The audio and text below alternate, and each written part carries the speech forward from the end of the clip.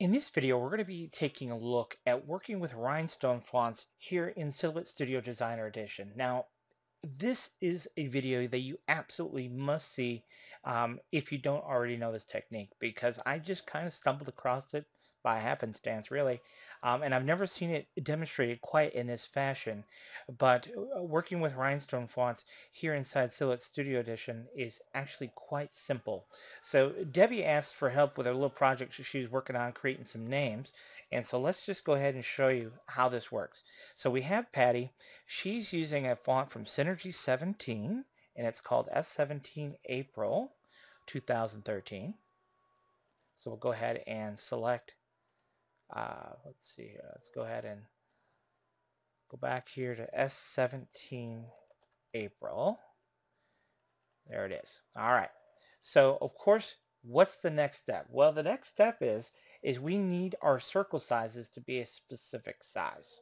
And that's always the challenge. And you've seen all these charts with different point sizes and all this monkey business. Well, that's complicated and it's not necessary. So let me show you how to figure out perfect stone size every single time and never have to concern yourself with all those crazy charts and whatnot.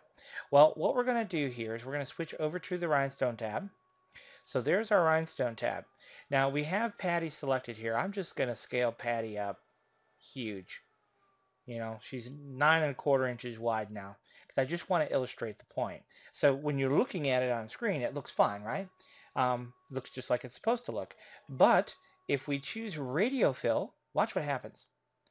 Now it doesn't look so fine. But there's something interesting that actually happens here. So when we choose the radio fill option, we've chosen SS10 stones. As I scale this down, watch the stones shuffle about. Okay, so we're moving it, we're moving it, we're moving it. If we go too small, then it looks craziness. But if we go bigger, bigger, bigger, bigger, well then it adds stones. But somewhere in the middle here, if we go somewhere in the middle, let's just see here where it's going to be. Looks like it's going to be right about there. See that stone right there on the letter A? If we pull it out bigger, it starts to add more stones. If we push it too far in, that stone disappears. You see that there? All right, so that's one way to do it. You just use the radio fill option, and now if we were to go ahead and cut this out a little over 6½ inches wide, we would know that our circle sizes would be the right size. But that's not really what we want to do, because we want to actually push those circles closer together. So here's how to achieve that. What we're going to do is we're going to right click and choose the release compound path option. And when we do that, now we have a group. So we'll go up to object and we'll ungroup. And now you can see we have all little circles. But watch what happens here. If I select that and go back, you see we're back at the radio fill option. If I pull it out, watch what happens. As I pull out, you can see that looks like a mess, right? But as I push it in, watch what happens. So you see how now all the stones are overlapping. So what that means is if I pull this back out to a certain point, look at that. It keeps all of my stones perfect, but look at how much tighter my stones are. So then it's just a matter of scaling this to get the right size that you're looking for your font and the spacing in between stones. So now what was a little over 6½ inches just by using the default method, because we pushed those stones tight, tight, tight, now we're at about 5¾ inches.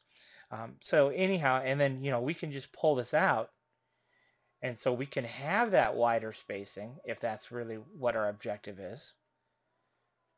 So there it is with our wider spacing, and you can see it's about roughly 6½ inches wide or so. But if you want a little bit tighter spacing, you have that control to have that tight spacing that you want as well. So if you haven't seen that before, it's a really slick, easy way to work with Rhinestone fonts here inside the Silhouette Studio Designer Edition. And you don't have to worry about all those point sizes and various charts and things that they try to give you, because we have all that functionality right here inside the program. So I hope that will make working with Rhinestone fonts just a little bit easier here in Silhouette Studio Designer Edition.